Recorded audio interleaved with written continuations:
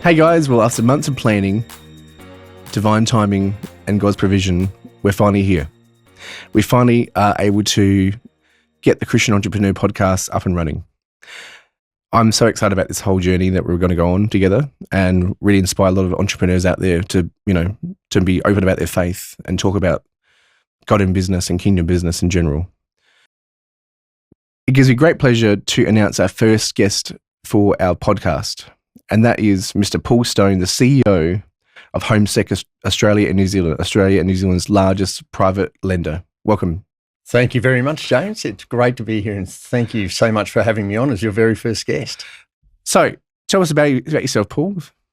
Okay, well, I'm a bit of a serial entrepreneur, Christian, and as you mentioned, member of the Liberal Party. Been a passionate member of the Liberal Party since I was 16, and Wow.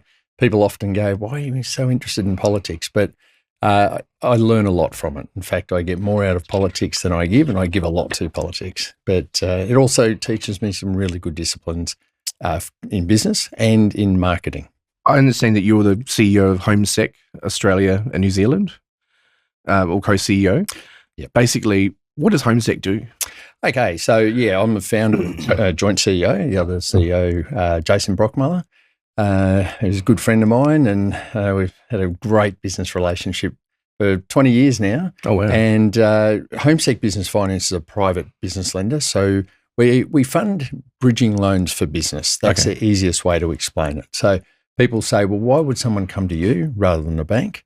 And the simple answer is, if you need funds fast, up to $2 million by tomorrow in 24 hours, Wow. that's exactly what we do. But we're only for a short term. So we're just bridging a gap between tomorrow and an event in a few months' time, which might be sale of an asset or a refinance. So, and then people go, do business owners really need money in a hurry? I've been in business, well, gosh, talk about that later, for a long time. And I've had situations in the early days where I needed money in a hurry for some great opportunity, but I just couldn't get the bank to move fast enough. So there are a lot of business owners that need it. Sadly, not enough know that it exists. Really? Yeah, well, I mean, I can think of times when I've needed that myself. So, no, it's good to know. Well, and how did Homesec start? Originally, I've come from many backgrounds commercially, and I got out of the transport industry after 10 years and pondered what's next. And a very kind gentleman who was actually on the board of the public company I work for a period of time there, he'd retired, and we got on really well, and I went up to Brisbane one day to have lunch with him, and he said, you should get into private lending. And it's the furthest thing from my mind. I would never have thought it even existed, to be honest.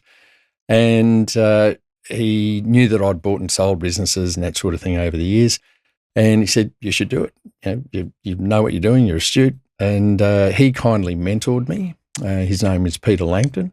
Oh, yeah. And he kindly mentored me into the big world of finance. And let me tell you, James, there is nothing more frightening being in an industry you don't know much about at all. I can imagine. That you're not from. In a city, which is Melbourne, where I'm based, but I'm originally from Brisbane. So in a city where you don't know that many people. And lending your own money to people you don't know. So it was a frightening beginning, but thankfully got through it. Yeah, that's awesome, man. That's so inspiring, seriously, like to get to where you are now in life. And so would you say that you've sort of come from nothing, or would you? Very much so. It was humble beginnings in the early days, and really it was those humble beginnings, and there's a lot of stories around like this, that drove me into business. So sometimes, like, I got into business more out of necessity than like, hey, this would be a cool thing to do.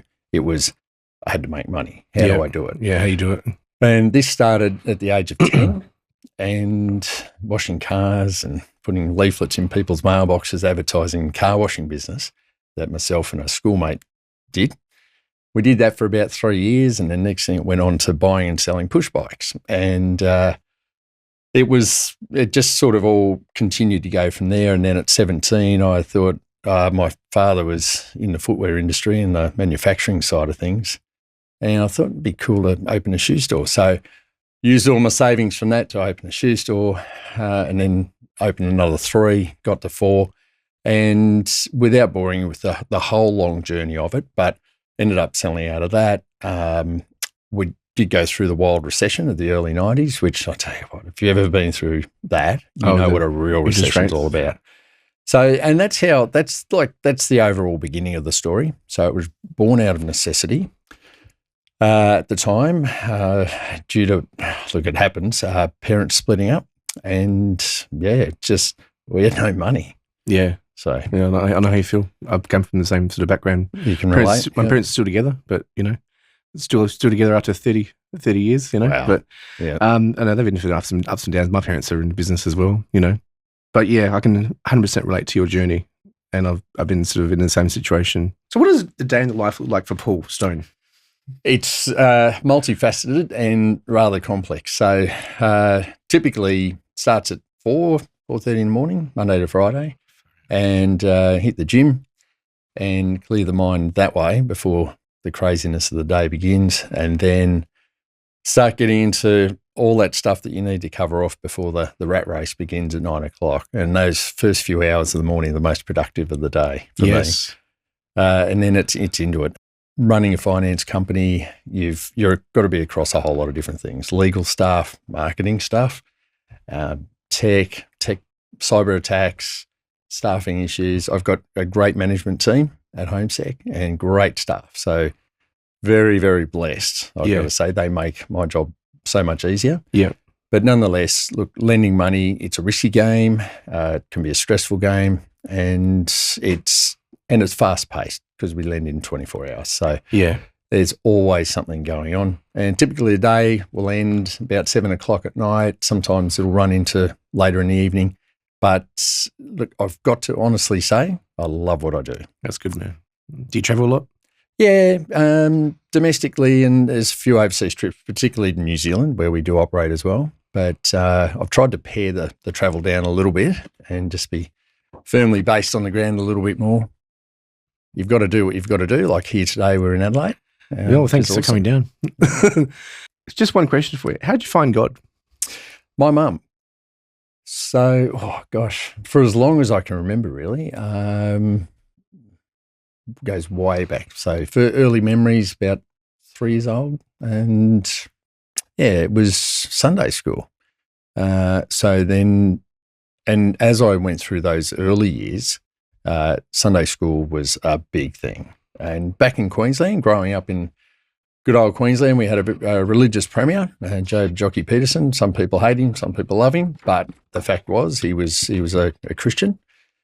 And religious education was taught in all government schools. And pretty much from memory, every student attended religious education. There might have been the one or two that may not have, but that was very rare.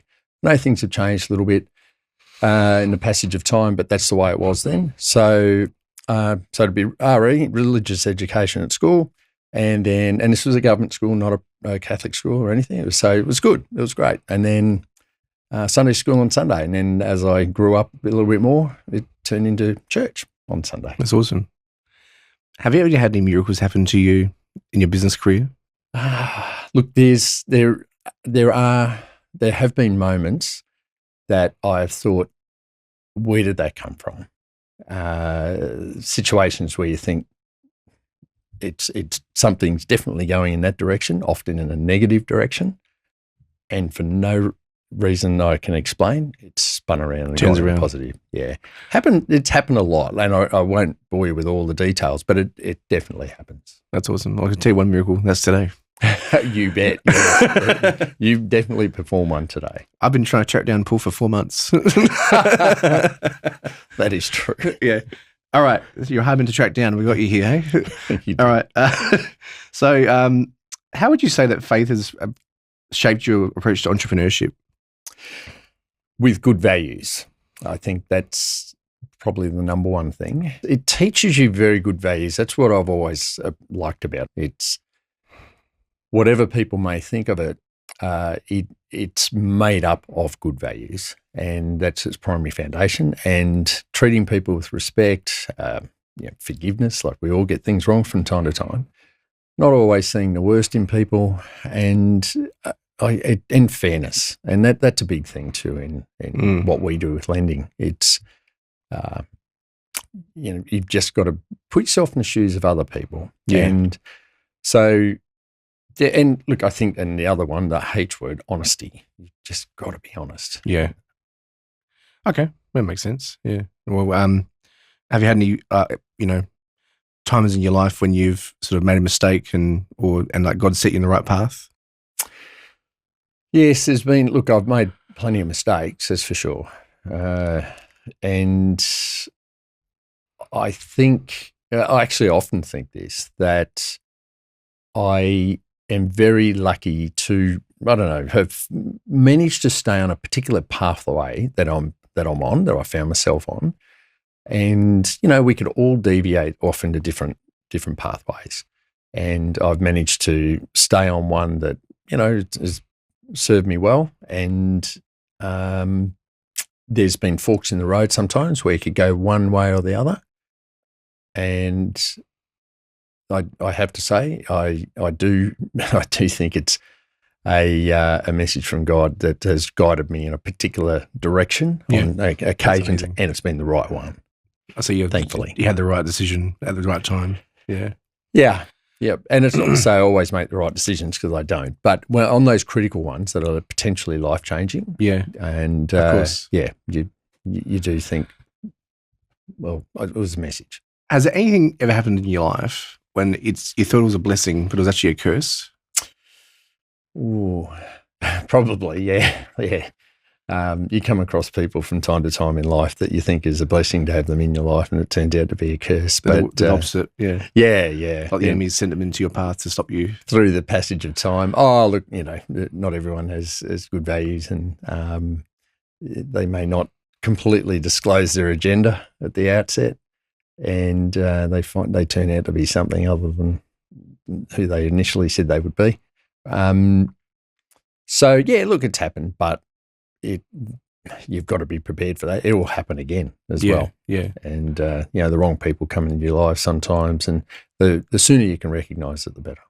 Well, that's the thing. Like I found, you make one wrong decision, and it's from something that comes into your life, and that leads to a bunch of other stuff, and leads you away from your purpose. Yes. Are you a believer in noble purpose?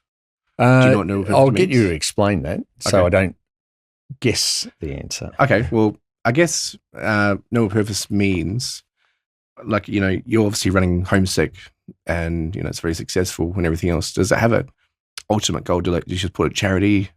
Do you, in order, obviously running a business, but does a business have a goal to change something in the world? Does it have an ultimate goal, like rather than just making money? Yep. Yeah. Thank you for explaining that. There are two answers. There's a personal and a commercial one. Our business actually sets out to help people, and often when no one else can or will. And some of our clients that come to us this is their last chance. We've had people call us up, and one lady I remember distinctly one Friday afternoon Googled us and called us, and her and her husband were getting evicted on the Monday. So this is Friday afternoon. And we worked very, very hard with that particular client over the weekend, and we contacted the sheriff's office on Monday because we had approved her, we will fund her, and we called the sheriff and said, hold off, we will be funding this debt. It's amazing. And the sheriff gave us a day, which was good, like held off for a day, and we settled the loan, paid the creditor, and they kept their house. And these were people, the husband was an accountant. He just made a really bad investment decision, which can happen. Oh, yeah. I've been there before. And they almost lost their family home. And that is just one story that really sticks in my mind because of the Friday afternoon thing and the fact that the lady was in tears on the phone. But there's many, many more instances like that where people are at that point where they're going to lose their business, their house, a whole lot of different things. And we feel very blessed that we're able to assist those people. There's some, unfortunately, we can't assist, and that does break our hearts, to be honest. There's quite an emotional side to this. Yeah, no, well, I can imagine. Yeah, and sometimes you can't help it. That's it. And look, sadly with lending too, there's some people that do get the money and we save them and then they, think we made a donation, not a loan, and choose not to pay us back. But and from a personal side, look, I do give to various different charities. I've got to be honest, James, I don't give copious amounts of money. Now, there's a reason for that. I've given to my local church, St Andrews, otherwise known as Raft in Rowville. And from time to time over the years, particularly to fund programs to do with homelessness and there was another thing. They used to use a word for it, but it was sort of like a food bank thing. Yep.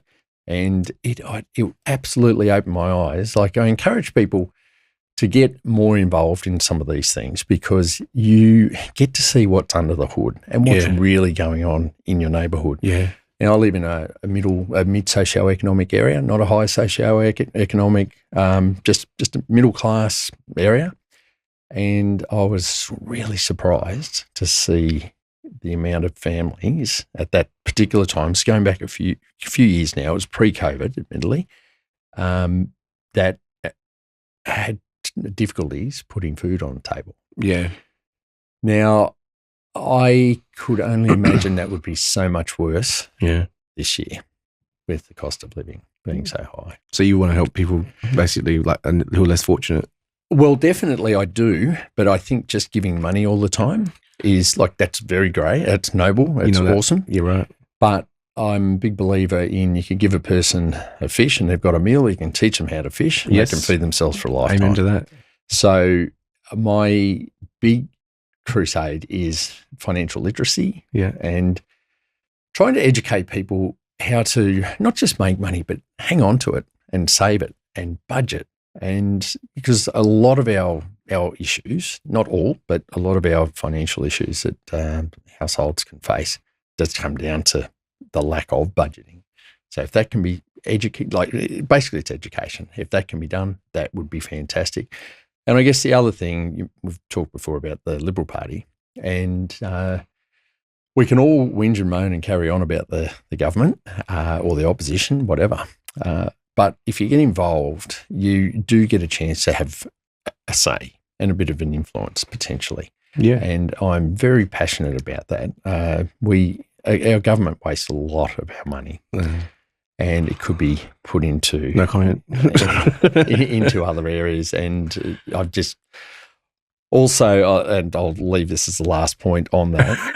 Otherwise we'll be here till midnight. But happy to hear it, mate. the thing that really sticks in my craw is the debt that our government seems to think is okay, and seems to think can just go up and up and up. If you ran a household like that, if you ran your household like the Australian government runs the economy or runs government treasury, you would be homeless. You would be. In a number of years, in a few years, maybe not even that long. If you keep spending more than you're making, it's never going to end well. The music will stop at one point. When you do spend more than you bring in, then obviously you've got to borrow to keep the show on the road. And of course, we know how to borrow in Australia, that's for sure. And we're paying, I forgot what it is now, 41 billion a year in interest now.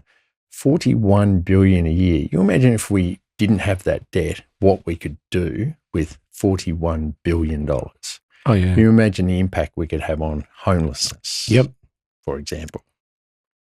So what you're saying is if the government actually got their deficit down, things would be a lot better. Well, that's it. Like in 2008, we had no debt and we were paying no interest. Yeah. So what, just for the GFC or after? Just before the GFC. So John Howard's Prime Minister, Peter Costello as Treasurer, managed to get the debt paid off. Do you know them? Have you met them? I have. Yes. Yeah. What they're like?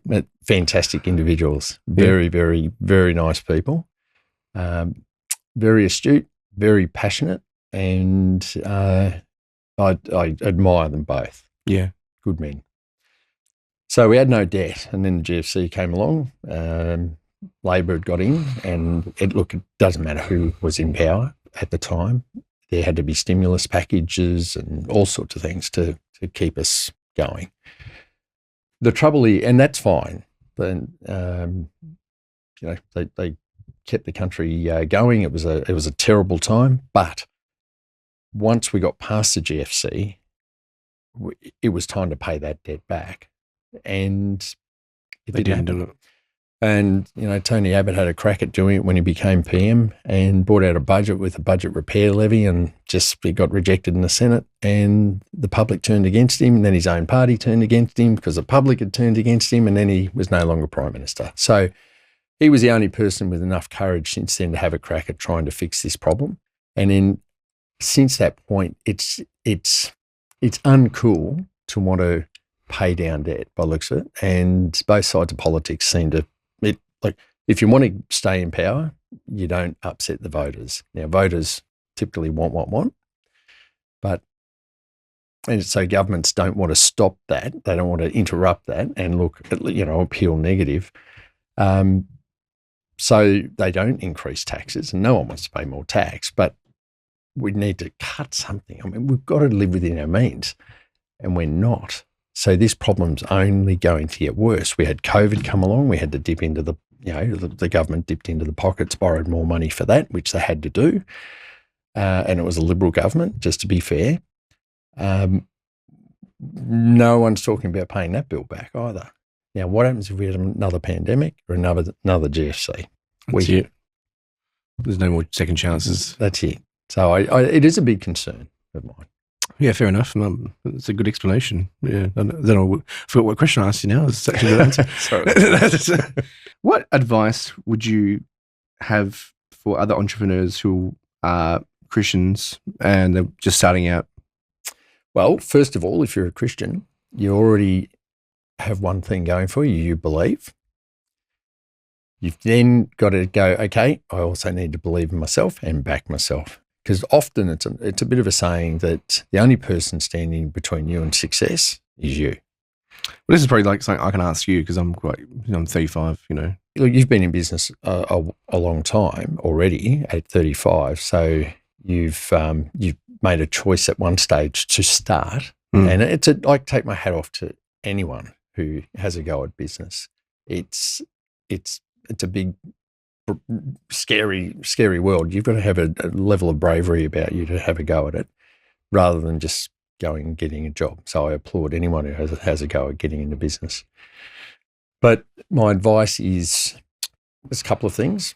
Back yourself. Just absolutely, you've got to believe in yourself every single day, because they're going to be terrible days where you just think, I can't do this. And if you pull the pin too soon, you could be only weeks, months away from everything turning the corner. Yep. Yeah. And sometimes it can be all, cyclic. It could be just a stage of the economy and you're really struggling and you can't make it work and you give up. And then the economy turns and you could have been successful. So back yourself. But before you take that big step, there's a couple of disciplines. One, research what you're going to do. Just don't go into it just with your heart. You've got to use your head. Do your sums. Talk to people that you trust that will give you honest feedback and go, is the service or the goods I'm going to sell or offer, is it something people want? Is it going to work? Because some great ideas just won't. They might seem great to the entrepreneur, but they're just not going to fly in the marketplace. So do that research first. And then the only other tip is when you get started, follow a golden rule of live like a millionaire when you are one, not before you become one. I can relate to that one. Right. I've seen many business person that they get the title of company director and they're out on their own and they're their own boss and everything. And start thinking you're better than everyone else. Lose a bit of that sort of grounding that they might have once had, but more so financially. All of a sudden, there's the company cars and the boats and all the largesse that goes with it. And temptation. Yeah, well, it is. You get into business to be successful and you want to feel successful. And let me tell you, those early days, you do not feel successful. So you've got to feel some pain before you feel the gain. And it just makes the rewards so much more exciting and worthwhile when you get to a point where you've paid back any startup costs, you've paid back debt you may have, and don't stop there. If you retire the debt that you might have, like someone lent you some money or you borrowed some money to start your business, try and get rid of that debt as fast as possible before you go buying all the toys and all the luxury things. But again, you get it paid off. Next step, build a buffer. You've got to have a buffer because tough times will come at one stage or another. There will be another recession. It's all cyclic. So you want to be the business that can get through it because you've got a pile of cash stashed away. And most importantly, too, pay your taxes. If you're making heaps of money, if you're paying heaps of tax, you're making heaps of money. Just don't try and do the dodgies and all the rest of it because you've got to be able to sleep at night too. Yeah, I know what you're saying. Yeah. That's a very, very good explanation and answer to that question. Yeah, thank you for that. I'm sure you inspire a lot of people, I think. Have you ever, I guess, in your life got a bit prideful? Prideful as in? Like with your business? Like has it ever come to the point, like when you got really successful in your business, did it go to your head at all, ever? I've got to say no, and those who know me know that is absolutely the fact. The truth. Yeah. The other director, Jason and I have a bit of a thing where we might have a record month, and we do from time to time. The business is 20 years old, almost 21 years old, and out of the blue, we'll have some month that might be the biggest for that year, or it might be the biggest of all time, which we had last year. And it's really weird. Most people would go out and celebrate and do all sorts of wacky things. We would have a phone call with each other, go, how cool was that month? That was unreal. And back to business. That was pretty much as far as the phone call goes. And we'll pat each other on the back quickly, briefly, say, mate, great work, and maybe mention a couple of micro things that might have happened. Hang up the phone because next day when the new month comes in, we're back to zero. Back to zero. Yeah. So the clock starts. So that sort of has always kept us grounded because one good month, it's not going to set you up for life. It's not. So, No. And the bills for the next month will still keep coming in. So you just got to keep your feet on 100%. the ground. And I tend to live fairly, I don't know, frugal, I suppose is the word for it. I think it's just what floats your boat. Buying expensive things and blowing money and that sort of thing, it doesn't do it for me. Here's a good question for you. Does money make you happy? I see it. The age-old question. No, it's a damn good question because it can bring a lot of misfortune and unhappiness to some people. And you've got to be very, very careful. It can be a volatile thing sometimes. You can get a lot of fake friends with money. So that's why it's important not to flash it about. But like I was saying before, I'm actually quite frugal. It's basically because of the early humble beginnings where it was, you had to be frugal and those habits seem to stay with you. And that's really good. I would rather not spend money than spend it. I'm happier not spending money and saving it than I am. So you think the simple things in life are better? Absolutely. Yep. Like going to the beach or something? Or? Yeah, just doing things that don't cost an arm and a leg. I get all twitchy when things start costing too much. So. Yeah, it's like, hang on a second. Yeah. It's important to stay humble and just not be too open about it because you will gather a lot of fake friends. Yeah, I can relate to that. I've had success before as well. And when you start to get some money behind you and you start flashing it, they come. They do. And when it's gone, they're gone. Yeah, yes. We've seen many a story. I must admit, I haven't really, I can't say I've been down that road because You've probably seen it before. Yeah, I've seen it before with other people. Yeah. I've avoided that road mainly because I don't flash it about. I think you're a smart man. Also too, look, I think morally don't feel comfortable doing that because there are a lot of people who, are struggling. And people want to, and also when you try and flout yourself, people will just come after you. Well, they'll come after you or they try and think you get something out of you. Yeah, well, there's that, but also it can be a massive turn off for some people. So, I want to be judged by people for the person that I am and what I can maybe do for them to help or whatever, not by, so much. So how did you meet your wife? Very simple story. She was up in Brisbane and she's originally from Melbourne. She was up in Brisbane on New Year's Eve way back in 1993. Jeez. And I was 13 then. I'd like to say I was too. I'm a bit older than that, James. We happened to be up there, and a mate of mine said, "Come on, New Year's Eve, we'll go to the pub." And I wasn't going out. Wasn't planning on going out that night, but I thought, yeah, whatever, let's do it. And we went into the city to our favourite pub, the Victory Hotel at the time in Brisbane, and we met. And it all just blossomed from there. And by that stage, I'd sold my shoe store, so I was sort of thinking, what's next? So it was before Homesec? It was well before. Yeah. Oh, yeah. It was 20 years old, you said, wasn't it? It was actually, it was 20. It was 10 years before Homesec was founded. Wow. Yeah. That's awesome. And would you say that God has played a role in your marriage?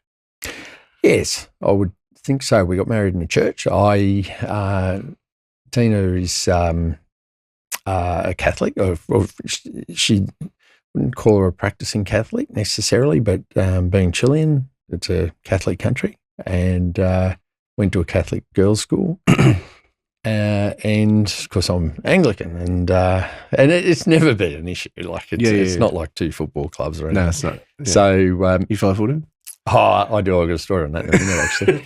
But anyway, the long and the short of it is I said I wanted to be a church wedding. It, means a lot to me. Yeah. And it was Anglican church in North Melbourne, and where we got married, and it was beautiful. It was nice. Really, really lovely. So you said you follow footy, yeah? Wow. Football? The story. For those in America, footy is AFL, which is Australian Football League, because this will be interstate overseas, I think. Got it. Okay, no, good thing you've explained that, because, look, I moved. There's two quick things about that thing with footy. I moved down from Queensland when I was 23, and I would go to meetings. And in Victoria, I moved from Queensland to Brisbane to Melbourne. I'd go to meetings in Melbourne, and the very first question I'd get asked is, "Who do you follow?" And that was almost every single business meeting I went to. And I thought, I can't say the Brisbane Broncos, so who's that? So I thought I better pick a team. And I lived in Essendon at the time, so I went, Essendon. So it's I'm killing it here. Look, I've got a team. Yeah. And then they go, what do you think about so-and-so? You're like, no, I don't know any answers. I have no idea who that person is. But so I had to learn very, very quickly about. So you went into AFL before, you just went? Had no idea. Didn't know the rules or anything. So in Queensland, you just didn't get AFL really. It was very much rugby league. Yeah, Sydney and Melbourne. Sydney and Brisbane, sorry. Sorry, I mixed it up too, Sydney and Brisbane. And so anyway, here I am. I think sport has a really, really important role to play, particularly with young kids, teaching them teamwork and everything. So I'm a big fan of it in that regard, but I don't tend to be too... You're not like a mad footy supporter? No. I love V8 supercars. It's fast and it's loud. Do you really Adelaide 500? I haven't been to that one, but I've been to Bathurst many times. Bathurst, and many other circuits around Australia. It's a big passion of mine. But aside from that, I don't live for sport. Probably just a little bit too much into business, I suppose. But I will say I tend not to talk about family much, but I'm very proud dad of a 19-year-old daughter who plays AFLW. So, wow. Yeah, for Hawthorn. Amazing. Oh, that's awesome. I had no idea. There you go. Yeah, it's the second season this year. So. That's awesome. That's blown me away. There you go. Yeah. Well, for a dad who wasn't into sport or wasn't into AFL, I've become very interested in AFL all of a sudden in the last year or so. Yeah. If you could go back in time, Paul, to say, when you're first getting started, a young man, young Paul, like you say, 18, 19 years old? Is there any advice you give yourself? One big thing I would do is appreciate time more. When we're young, we have an abundance. We're young and you just think life will go on forever. As you get older, you lose a few people along the way, sadly, through illnesses and accidents and that sort of thing. And that's a wake-up call that time is not guaranteed. It's each day is a blessing, really. So it's more of the appreciation of time. I've done a lot with my life, but I could have done a whole lot more, I think, and probably didn't practice the best time management skills. Could have been better at that, but look, it is what it is. All I can do each day is get better at it. How do you manage your stress? Because you must be under a lot of pressure. It is stressful. How many people are for you? How many people in your company? We're a team of 15 now with 15. Some. We've got a tech division as well in our company, so they've sort of bring the numbers up. We do a lot with a little, thanks to technology. So you have 15, because it's a small team for a company our size. Yeah. So you recommend doing that, but rather than having a massive team? Definitely. Well, it all comes down to the bottom line and costs. So if we can keep our costs down and do more with less, it means we can pass cost savings on, we can be more nimble, and being nimble is very, very important. But managing stress, it's a skill. Now, remember at the outset we talked about politics and how I get a lot out of it. And that was one thing. I was been very blessed to be able to work with a former federal minister. I was his campaign manager, or otherwise known for those in Australian politics would know the term Federal Electorate Conference Chair, which is a long word for campaign manager, essentially.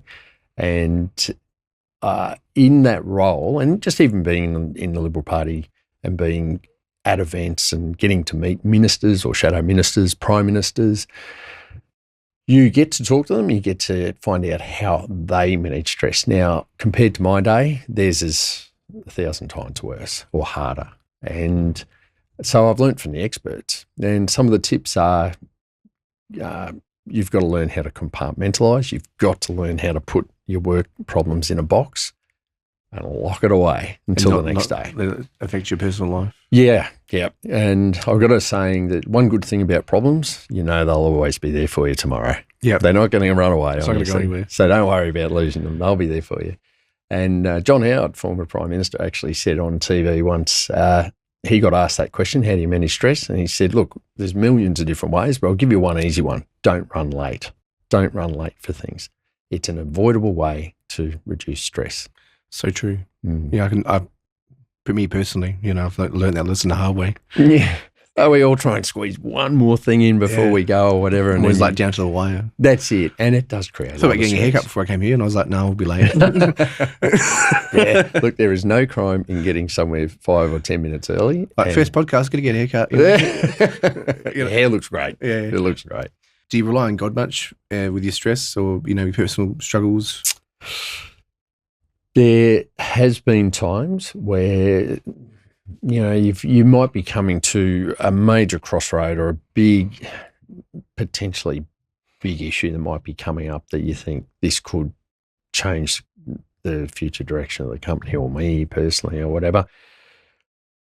And I found it very, I don't know what the word is, James, but I found it takes away the loneliness sometimes when you've got a big issue and you're thinking, how do I deal with this? How do I navigate it? You've got to be careful who you talk to. You don't want to worry other people sometimes. You may not want to get it out in the open because you don't want it getting circulated. So you've only got your inner being and God to talk to. So there's been many times over the years where I've got to say, I just had to pray for the right outcome. And, look, one thing people might say, you pray and then you don't get the right outcome. But what I have found is sometimes what I thought was the right outcome didn't come. For a reason. Yeah, but another outcome came. which turned out to be better. Yep. And I look back and think, wow, how lucky was that? Yeah.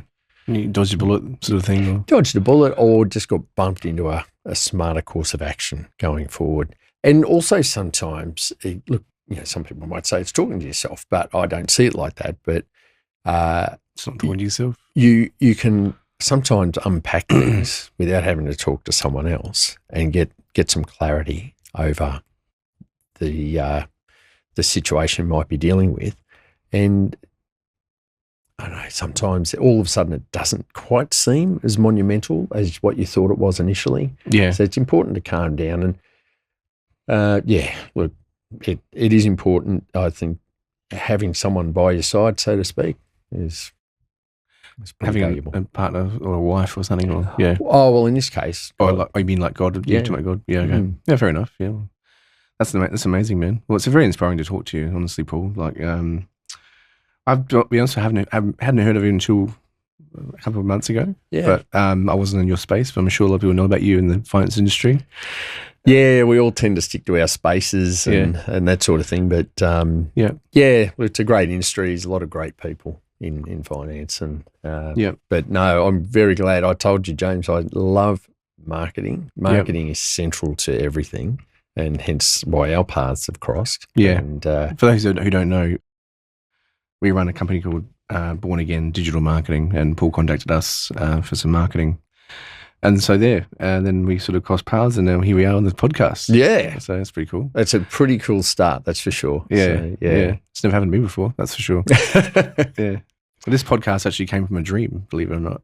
It's amazing. I was in it was like, it's always 3 a.m. when you have these revelations. It is. I don't know why. It's like, they say it's witching hour or something, but it's always that's a time when either something really good can happen to you or really bad can happen to you, like, dark night of the soul, or it could be amazing revelation. Uh-huh. And I had a dream about this, and I remember waking up like suddenly getting up, and I was like, and I even had the name in my head and everything of this thing. Right. And 100% is from God. Like, this is just, and it's just come together so easily. I mean, you contacted me literally 3 days ago saying you're in Adelaide, and I managed to get this together at the right time, right place. Divine timing, man. This is a classic example of that. Yeah. Yes. And and it was like I had the vision. I wrote it down. And I spoke to a friend about it. He was good enough to support our business when we first got started, and I thought it was for him, but it turns out it wasn't. And he runs a thing called The Harvest, which is they basically bring people to Jesus with they do like mass baptisms on beaches and so forth. So yeah, that's really cool story. But and then and I put it out there. I put the thing together. Well, I had no idea who's going to come see me or come on the podcast. At the time, we had a lot of customers who were going to interview. But then I got really busy, and the company we took off overnight in Sydney and Melbourne, and in the Christian space. And and then in the end, then we had to sort of slow down for Christmas time. And then sort of I had tapered it right back because it was too stressful. There's too much going on. And then I didn't get to do the podcast. And then, but now things have sort of calmed down, and then here you are.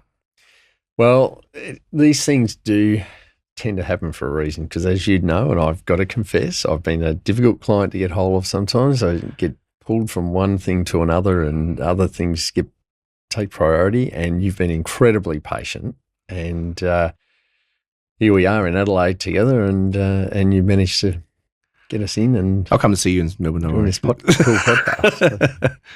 That's awesome. Yeah. Does God play any role in your business strategies?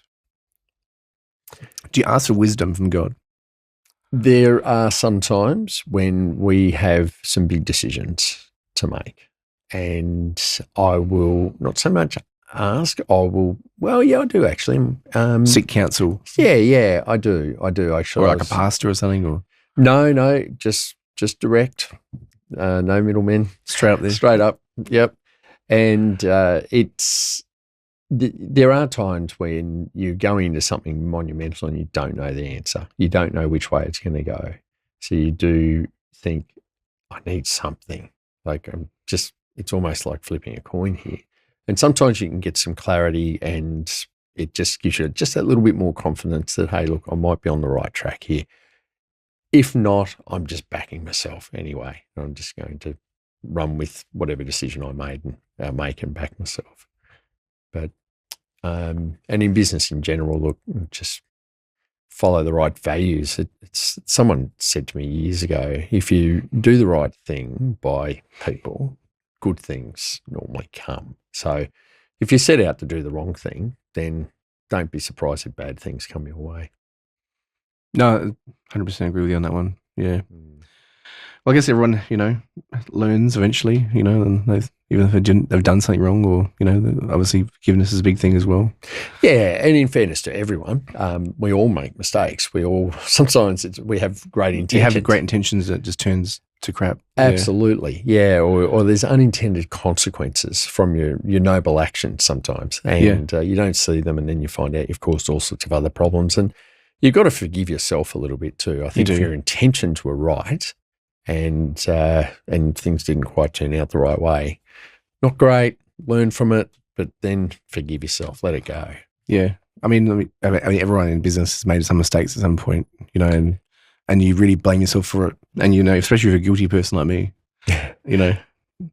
Well, the buck stops with you, and like when you're in business and you're a business, you're the leader of your company or whatever it is. You've got to be able to accept that responsibility. But there's also another old saying: if you're not making mistakes, you're not trying hard enough. So, yeah, it's true. You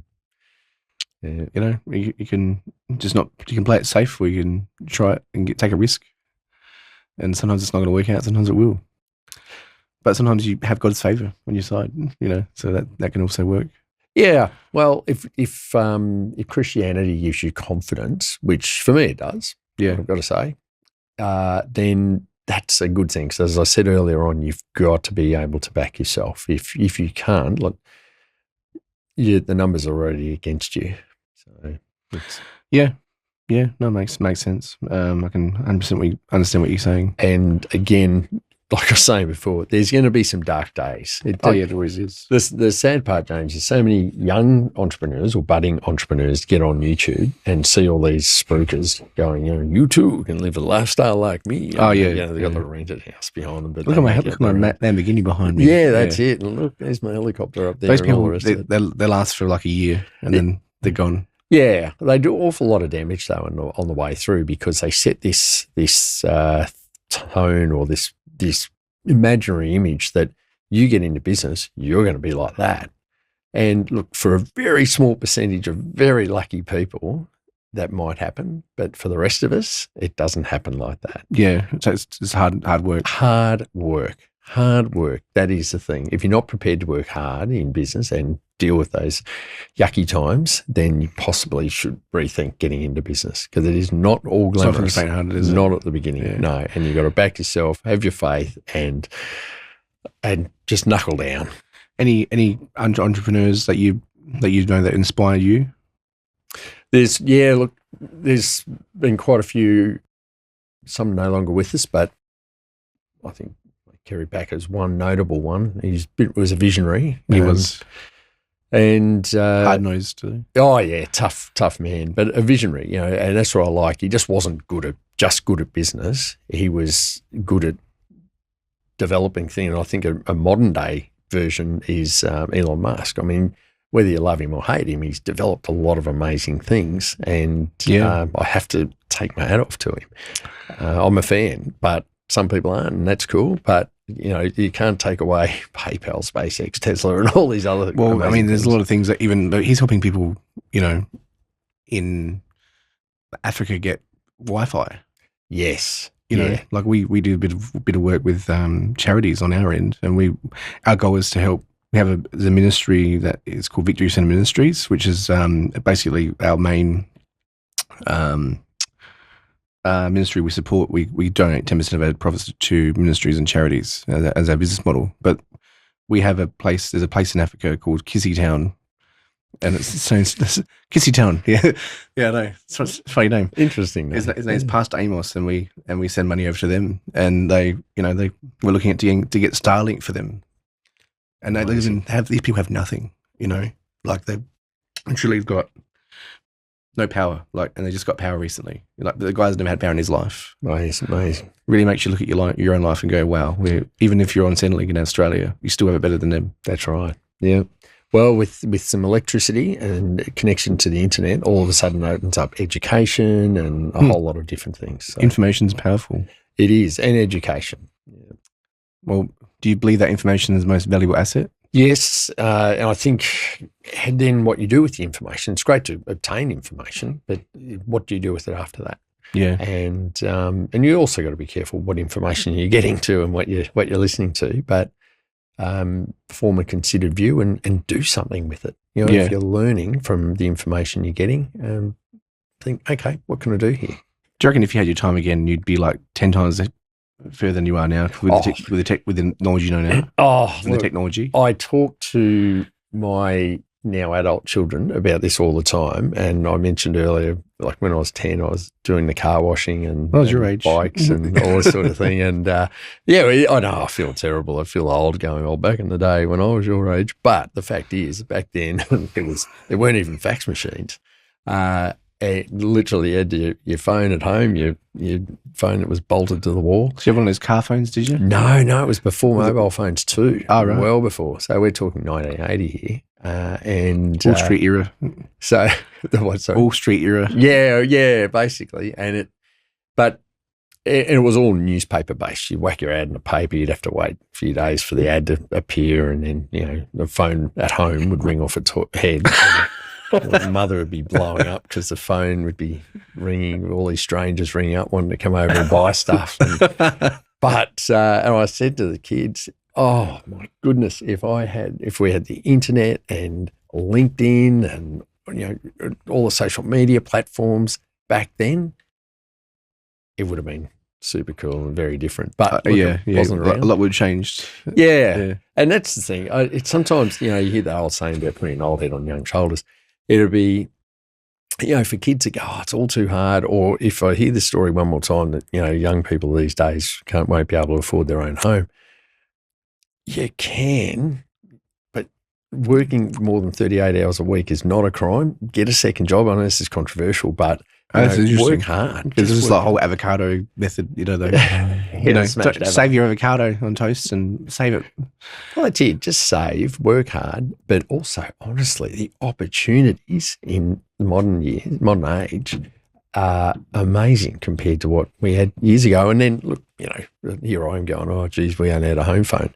Take yourself back even further when there were some amazing entrepreneurs in the late 1800s and early, like Henry Ford in early 1900s. Visionaries. And gosh, electricity was a luxury and home phones weren't even a thing. So, you can do a lot with a little if you want to go hard at it. Yeah, it's amazing to see how far technology's come in such a short time. Like AI, for instance, AI is huge, right? And it's obviously it's changing the game for everything, even like marketing. Like on our end, marketing, we use AI for everything now. Yeah. And it's changing. And if you don't adapt with the technology, you get left behind. That's it. It's fast moving and you do need to stay up with it, not be scared of it, and just see how you can sensibly work it into what you do. Have you guys used AI in your business? We do. Yes, we do. More and more. And you've just got to be careful with AI. There's some things that you probably shouldn't use it for necessarily at this early stage. It could be still a little bit risky. And like what? Well, for example, we've been encouraged by a lot of people to just plow everything into AI and have it virtually run our whole company. The trouble is, there's no human contact there. Yeah, and look, the problem is when you are lending your own funds, you've got to have a human on the job. It's just too risky otherwise. But keep in mind, AI can go down, and it's gone down. Well, there's a platform called Claude went down recently in the last month or so. Oh, Claude. Actually, I think it was this month. And in OpenAI, of course, I think it was earlier this year or late last year, went down for 24 hours. So we run some AI after hours people that answer our phones, and it's fantastic. Like the voice ones? Yeah, voice AI. So Steve, his name is Aussie Steve. And it sounds rude, doesn't it? It does. And we get compliments on Steve. Going, mate? They go, oh, gee, I spoke to Steve last night. Gee, he's a nice guy.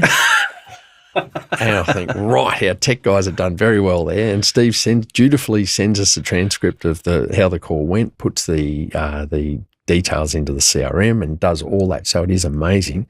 Trouble is, when things crash and go down, then you got no. It's great when it telephony. works.